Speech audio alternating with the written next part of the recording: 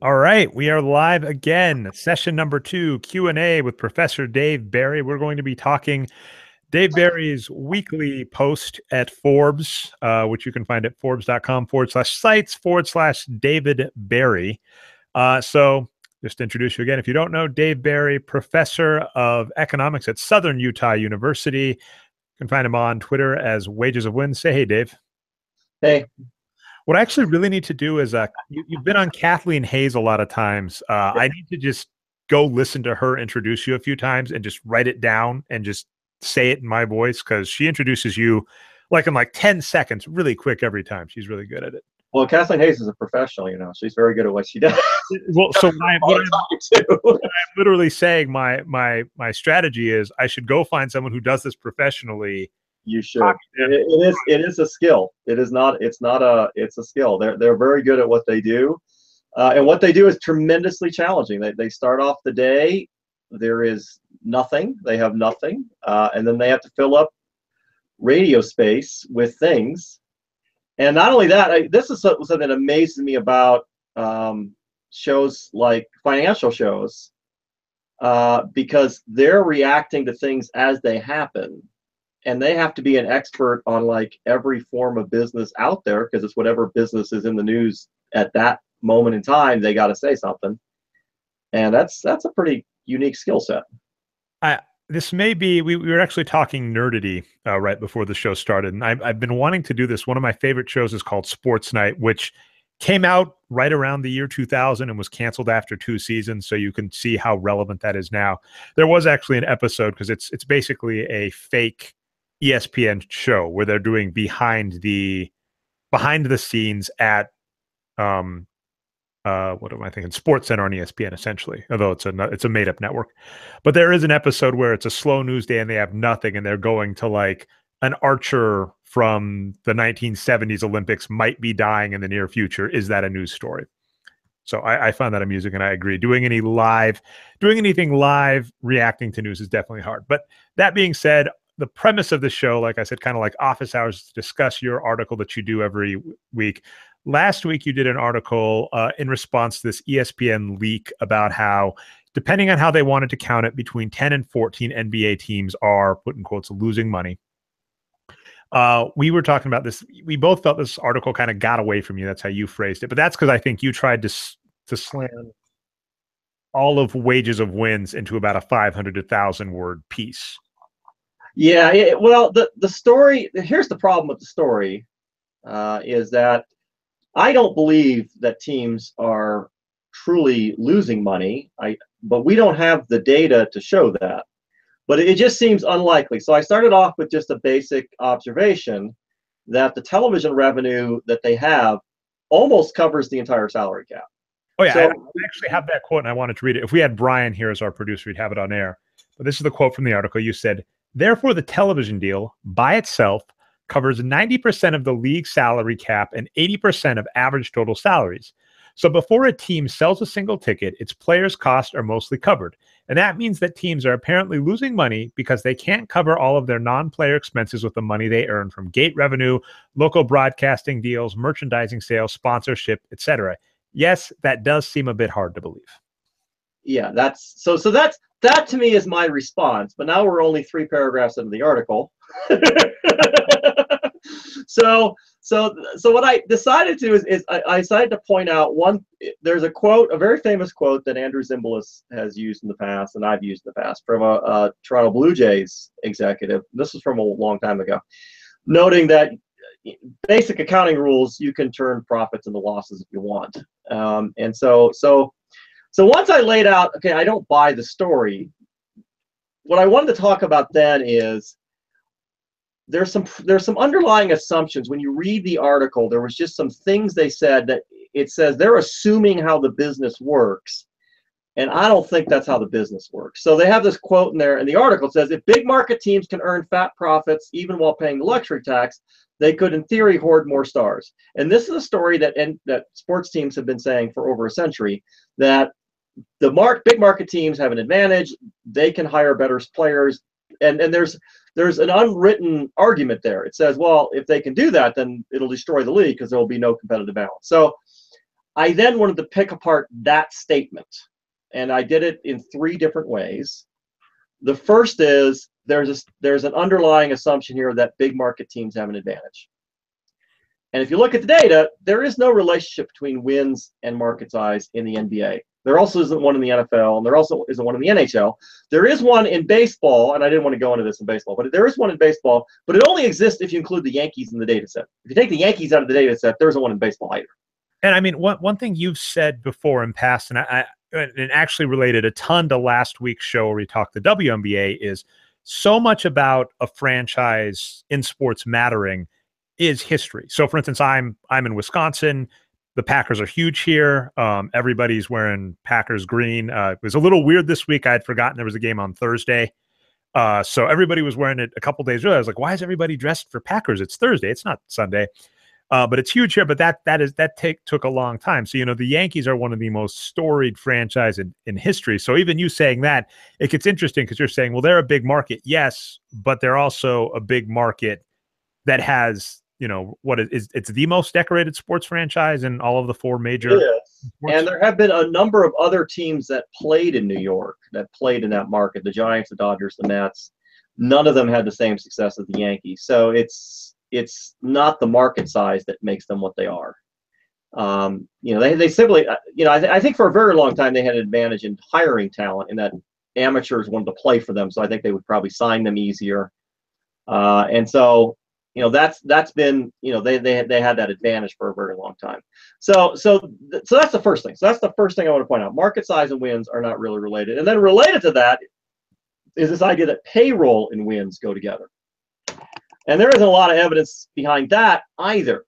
Payroll only explains about 11% of wins in basketball. It's not much different in baseball. It doesn't explain anything in football. And so the question is, why doesn't payroll explain wins? And that's where it sort of gets this wages of wins thing, where I said, well, I just want to briefly say why that is. And then I linked to every article. And this is another behind the scenes things. I contacted you during the week and said, tell me who else I've talked about besides Allen Iverson, Carmelo Anthony, and Andrew Wiggins. And you forgot DeMarcus Cousins. You did not tell me DeMarcus Cousins. So DeMarcus Cousins was the one. So I threw in DeMarcus Cousins. So they keep throwing money at players who just are not very productive. And that's why payroll and wins don't go together very well in the NBA, because a lot of teams, when they get money, they just throw it at players who aren't very good. So I enjoyed, by the way, we have to bring this up because at least to date ourselves again, the week we're recording this is right after one of the blockbuster, I'm enjoying this so much, the blockbuster trades, which is Carmelo Anthony was traded to the Oklahoma City Thunder. And here's what I love, because I've gotten into arguments with some people about Carmelo Anthony. I noted the last 3 seasons, he shot around 53% true shooting. The one thing Melo did do in his prime, I will give this to him, was he did score above league average, but it just wasn't enough to make up for all the other stuff he didn't do, and he wasn't at the elite level. When you compare Carmelo Anthony to LeBron James, there is a very big gap. It's kind of, if I took Stanton, who is gunning for 60 home runs, maybe 61 today in baseball. If I took Stanton, who's a 61 home run hitter, and compared it to some player that hit 20 home runs, are they both good hitters? Sure, there is a huge gulf between them. So I was noting for the last couple of seasons, Melo was horrible. And a common line we hear about stars is, well, they're inefficient because they're making their teammates better. Melo is taking an inefficient shot, but he's opening up the court. So I started blasting Melo, and then this was the funny response. They said, well, Melo's going to get better in OKC because his teammates are bad. So it goes both ways. If a player is inefficient, they can either say it's because they're making their teammates better. If their teammates are bad, they say, well, they're shooting bad because their teammates suck. It's an amusing. Yeah, and they just make up excuses for this. The most obvious explanation for why, Carmelo Anthony or Allen Iverson or any of these players don't shoot as well as LeBron is because they just don't shoot as well as LeBron. I mean, that's the answer. I mean, they have these complicated stories, but it really comes down to a level of talent. The reason why any given player doesn't hit 60 homers like Stanton is because they're not as good as Stanton. That's the answer. They could do that if only they did this. No, They would not do this if they only did this. They're not going to hit 60 homers. It's never going to happen. So this is the thing about basketball. Basketball analysts keep doing things like this, where they assume that if you move a player to some other market or some other team or some other situation or some other coach, suddenly they're going to be tremendously different players. And evidence of that is really quite low. That doesn't really seem to happen very often. So we have this whole payroll. So then the last thing, and this is where sort of the article goes on, the last sort of half of it is talking about competitive balance, is the NBA, even if everything that was said in the article is true, that these large market teams have this huge advantage, and they're going to buy up all the great players, and they're going to dominate the league, what will happen to the league? Well, their argument is, well, they won't have competitive balance. Well, they've never had competitive balance. That's the story of the NBA. They've never had competitive balance. So that was sort of the last half of the article. And the thing is, I was going to write that article as a separate piece some other time, but I didn't. I just kept going with this one. so I think it's interesting to think about how many NBA teams have never won a championship. It's been 71 years, and there are 12 teams that have never won a championship. There are 3 teams that have won championships in their franchise history, but not in the city they're located in. And then there's another collection of teams, 5 teams that have only won 1 championship. So there's 20 teams that combined have won 5 titles. So, and also, I think I'm trying to remember the 5, but I know another interesting fact looking at a lot of recent, if we're talking 19 post-merger. So the ABA and NBA merged, and then they added the 3-point line. So I really like 1980 as kind of the start of the modern NBA, because there's so many differences before that make it kind of hard. But if you look at 1980 on, I was looking at this once, I believe every team that has won an NBA title also made it to the finals within at least, I think, a 5-year radius with the same star. The Mavericks are a little interesting with Dirk Nowitzki, but the Mavericks made it in 2006 and 2011. It's really rare to not even see a team that wins a title was a title contender for multiple seasons. So the Cavaliers and Mavericks have only won 1, but you're right, they were contenders in other years. The Bucks won 1 in the early 70s with Kareem, and then he left for the Lakers. Oscar Robertson, don't leave him out. He's huge too. Yeah, well, once Kareem left, though, they were gone. And then Trailblazers had Bill Walton, but he got hurt, and that was the end of their run. The Wizards in the late 70s won, I guess you could say, behind Wes Unseld. But the late 70s was a really weird 2 or 3 years in NBA history, in that's the only time they actually were competitive. The best teams only won like 50, 55 games. There were no dominant teams at all in the late 70s. It also was not a very popular league in the late 70s. Do you think the ABA had, because the ABA had this really weird brief window where it actually was driving up player contracts. Players were actually given freedom to move. So, for instance, the ABA was was much more open to putting players where they wanted to be to get them than the NBA was. So there was this really brief window where the ABA was at least taking some of the stars and distributing them in a different pattern. Well, and I'm curious if you think that had any impact on the NBA. I think the impact the ABA had in the late 70s is that when the ABA folds in 76, what the ABA had done when they started is they clearly were not as good as the NBA. And you can see that because they would do exhibition games between NBA players and ABA players. And initially the NBA won all those, or most of those. And then as you get closer to 1976, the ABA starts winning these things. The ABA in the mid-70s actually is very competitive with the NBA. And the reason why they're competitive is because the ABA's drafting strategy was different than the NBA. The NBA required that you stay 4 years to go to the NBA, and the ABA was recruiting underclassmen, which meant all the best players were jumping to the ABA first. So the ABA suddenly in like 74, 75, 76, they got Dr. J, and they got David Thompson, and they got Artis Gilmore, and they got these really great players. And then suddenly in 76, there's this talent dump where the ABA folds, and suddenly all these players show up in the NBA all in the same season. They're all there. And I think that makes the league suddenly, for a very brief period of time, much more competitive because there's suddenly a lot more very good players available to the NBA teams. And that means the best teams aren't as good as they were before. It's very hard for teams to be dominant. And it took a while to work through that. By the time we get in the 80s, the league expands somewhat. Talent gets a little bit more diluted. It goes back to what it was before, where you don't have a lot of competitive balance. And it's been that way ever since. It's not been very competitive ever since. I do feel one thing that bugs the heck out of me in that competitiveness destroys things. And I've harped on this forever. The anecdote I keep telling is my local sports store has a big end cap devoted to the Warriors. I walk around downtown Appleton. Lots of people are wearing Warriors gear.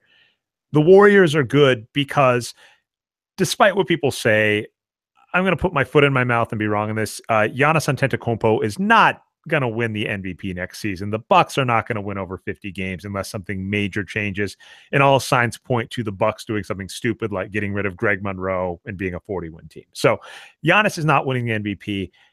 You would have to turn the Bucks into a 60-win team, and even then it would take a while for everybody where I live to get on board the Bucks train. And this is in a state that arguably likes the Bucks already. But the Warriors, right, a couple seasons, and Curry's a star and Durant's a star, and we're all on board. Everybody loves them. And the most popular the league was when the Bulls were winning finals after finals after finals after finals.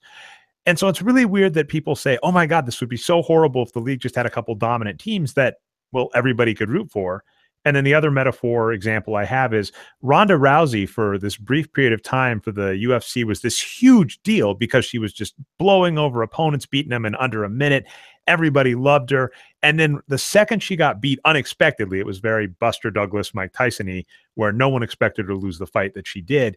I remember a bunch of people saying, this is horrible for the UFC. So it's funny that in certain arenas, boxing in particular, people understand the importance of a superstar and building a league around. But the NBA, despite the fact that, as you've noted, that has been the model. You said that last week on the WNBA. That's how they built their model, was around superstars. You were saying the WNBA needs to start doing this, and like Maya Moore had an article about it. But it's funny how in the NBA, where it's very much true, people don't agree with it, or at least we'll even see ESPN. Well, I think the issue of not agreeing with it is the underlying. And I probably should have delved more into this in the article. This is really this whole story strikes me as a cry from small market teams for more money. That's really what this all. I got to that sort of at the end. So at the end, I talk about how small market teams really just would like to have more money, and that's really what this is kind of all about. And so I don't think it's about the NBA not understanding what they need to survive. I think it's about small market teams saying, we want to have a share in the revenues that these other big market teams are having, and that's why we're claiming to lose money. And that led me to my last, and I've made this observation before. I think it's interesting how rich people ask for money, because when poor people ask for money, if somebody comes up to your street and asks you for money, you understand the implicit argument. I want you to give me money so I will be better off. They're not making the argument, please give me money so that you'll be better off, right? Yeah. No panhandler says that. That's insane. But when a rich person says, I want you to take taxpayer money and build me an arena. I want a big market team to give me millions. I want players to take a salary cut and give me millions. What is their argument? I'm not saying it's going to make me better off. I'm saying it's going to make you better off. If you give me more money, the league will have better competitive balance, and it'll be a much better league, and we'll all be happier people. If you give me a sports arena, I'll create jobs with it. We'll all be better off. You're like, this is insane. Why would you buy this argument? That's not going to happen. Why don't you just say what you mean? I'd like you to give me millions of dollars. And it's funny, Brian brought that up where he said, based on, I don't know if it was his observation or someone else's, it said it sounded like a good source for the league was probably the Memphis Grizzlies, who are a small market team. Yeah, it is true, and the Memphis Grizzlies were pretty prominent in that article, and so it to me, I think that's what the article really was about. I think they found two reporters and said, we want to tell this story because we want more money, and the reporters were very happy to go along with that. I think the reporters here would have been better off actually contacting somebody who understands NBA finance, an economist or somebody, and have them chime in and say, there's some issues here with the credibility of the story. It's not really believable that they're losing money because they can't make money. That's not true.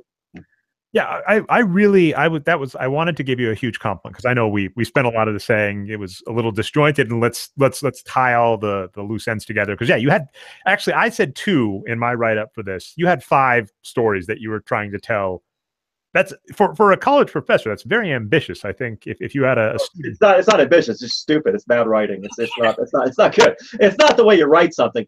The thing is that you start writing these things, and you have a few days to write them, and I'm doing other things at the same time, and you sort of start down a path, and then as you're writing, you're going, well, what if this is the problem that professors have in writing, is that we constantly are trying to answer questions that are in our head while we're writing that you would think that somebody else reading it would say, but what about that?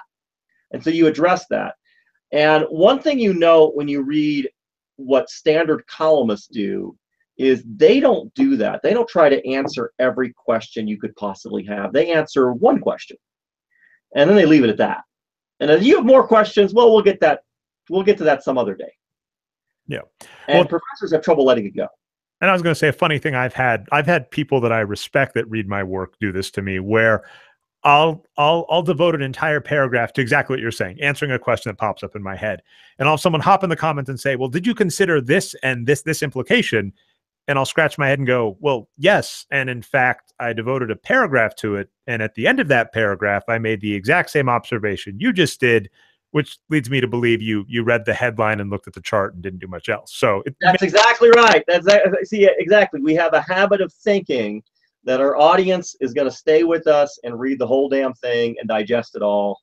And that's really ambitious of us. That's probably not what's going on. Have you done this before when you're reading a story that you start reading it, you're like, this is great. I like this story. I love it. And you read paragraph to paragraph, and then you note that you're like 10 paragraphs into it, and then you look at where you are on the scroll on your computer screen, and you realize, oh, they got like 30 more paragraphs. I'm like, okay, I liked it. I don't like it that much. I'm not going to keep reading this. There are some authors who I respect, so I actually won't say their names, but that has happened where I'm like, geez, you could have cut this down. And I've even said that to myself. You know, it's easier to do it to other people. So when I edit people like Brian's pieces, I'll chop away. And sometimes on your own, you're like, I can't chop that. And I actually had a story recently where I accidentally deleted it. And when I rewrote it, it was half as long. And I realized I was like, oh, you actually only need these 3 bullet points, this chart. So sometimes that can be good. But actually, so to get back to the original thing I was saying, I did want to give you a compliment, just saying you did what I call like the Brian magnitude test. And I wish more people would do is when they're told these stories to just say, here are the numbers you are giving me. Here's what that means. You put it in very concrete terms, 80 to 90% of the salary, either salary cap or payroll. And I wish more people did that, because if they had started with that, NBA teams say they're losing money, they pay for 90% of their money on the beginning and they have revenue sharing.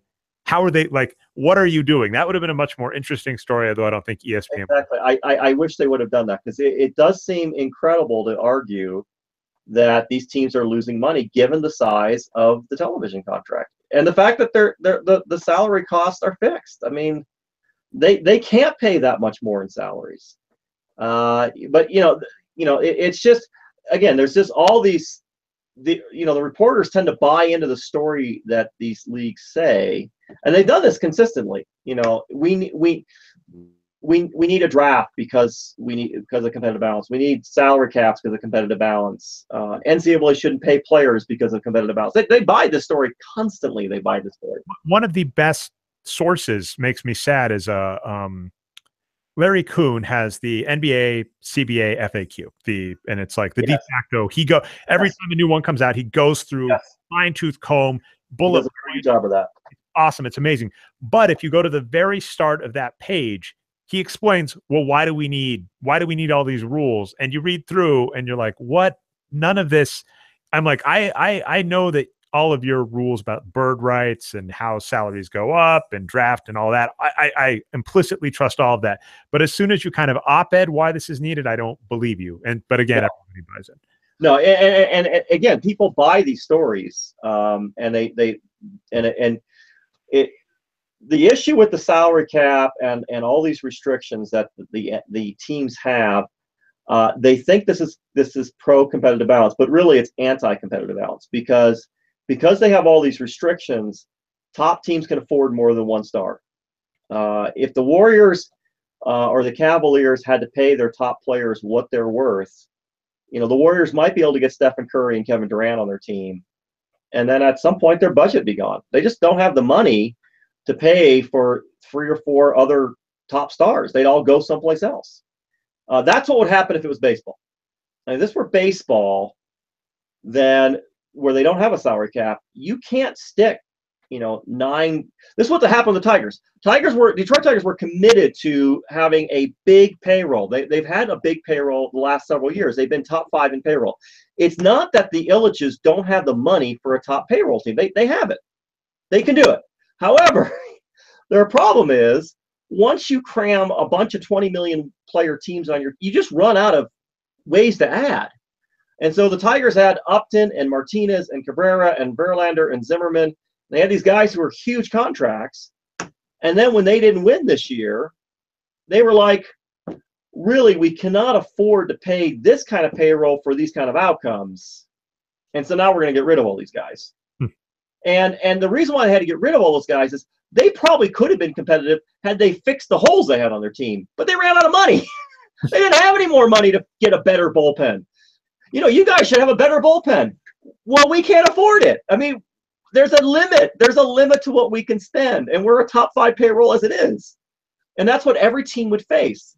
The Warriors have a lot of money, but they don't have an unlimited supply of money. And if they had to pay Stephen Curry $40, $50 million and Kevin Durant $40, $50 million, well, now you're already at $100 million. How many more players can you add? And then you'd be looking at that team going, well, yeah, Curry and Durant are great, but their center is horrible. Why do they have that guy? Well, we can't afford anybody else. That's all we got. But again, though, the reality is, it's funny, right? Where that wouldn't be what we actually want for the league. But I think the funny thing is, this would have been kind of rude and probably not the way to phrase it. And hopefully they don't read too much into this. It's me saying it, not Dave. Is a funnier way to phrase that article would have been NBA writers baited once again by same BS story. Millionaires want you. That would have been a better way of saying it. I like that. But again, that's a little ruder. You're a writer. You got to. It's a little ruder, and I have, believe it or not, I have tried to not pick fights with sports reporters and just shut my mouth. I don't always succeed, but I do try. I've discovered over the years that often I regret that more than I get much out of that. I've had conversations with people, and it just turns out to be a pointless discussion. I don't know how to explain to people, okay, what you're saying doesn't make a lot of sense. And if you buy into a story, I don't know what to tell you. You bought the story, it's wrong. But I can't change your mind. So it's just better just to let it go. All right, I agree. And so that was fun. We actually went a little long on that. So in light of the article that got away from you, that this podcast got away from us, we went a little over. Do you have your subject for next week decided yet? Yes. This week we will discuss the WNBA finals, and they've been really quite amazing. Although they'd be more amazing if the Lynx win the night. If the Sparks win the night, it'll be a little anticlimactic because they'll win in 4. But if the Lynx win tonight, goes to 5, it'll be another epic WNBA finals. And I'm going to argue, as I've argued before, the WNBA for a league that's 21 years old is doing phenomenally well. And that's going to be what we're going to talk about. So I'm really looking forward to that article. I'll try and transcribe some of the quotes from last week because we talked it. Because yeah, you hyped up this finals, so I'm glad. Because if it had been over in 3, I'd be laughing at you right now. So we'll look. Well, it might be over in 4, which is not good. I'm not happy. If over 4 tonight, that's not going to be good. Over 4 is still not bad, depending on how it comes down. This third game kind of went off the. It got out of hand for the Lynx. The Lynx had some problems in the fourth quarter. The players who were taking the shots in the fourth quarter, I don't think were the players that they wanted taking shots in the fourth quarter. They really went away from their best players in the fourth quarter. But the first 2 games had a point differential of 1 point through both games. So the first game was decided by 1 point. The second game was decided by 2 points, but that meant the point differential stayed at 1. So we'll have to see. If you have questions for Dave about the WNBA, about the WNBA finals, put them in the comments to this show. And yeah, we'll see you next week for that. And again, Dave Berri, Wages of Wins on Twitter. Find him at Forbes, Forbes/sites/David Berri. Been fun, and we'll see you next time. That'll be great.